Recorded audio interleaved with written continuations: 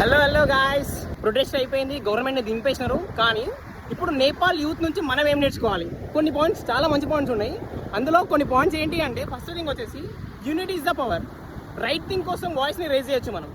ఒక right cost కోసం ఏదైనా ఒక థింగ్ జరగాలి అంటే యూత్ అందరు కలిసి వాయిస్ రేజ్ చేసి దాన్ని జరిగేటట్టు చేసుకోవాలి.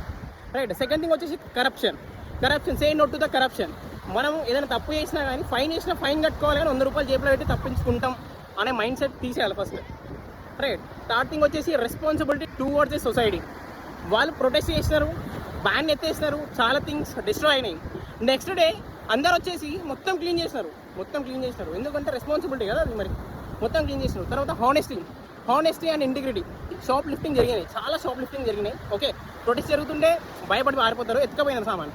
నెక్స్ట్ డే కొన్ని ఏరియాస్కి యూత్ అందరూ స్టాండ్ తీసుకొని ఆ ఏరియాలో ఏమేమి పోయినాయి, ఎవరు తీసుకుపోయినారో తీసుకొచ్చి బ్యాగ్ పెట్టేటట్టు చేసినారు. సో క్రేజీ కదా ఇది, చాలా క్రేజీ ఇదైతే నా పరంగా.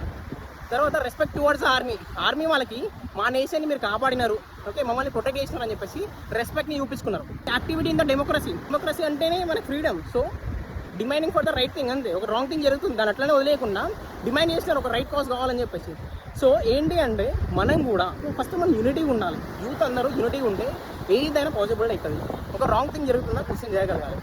So these things we can learn from the Nepal youth. Thank you.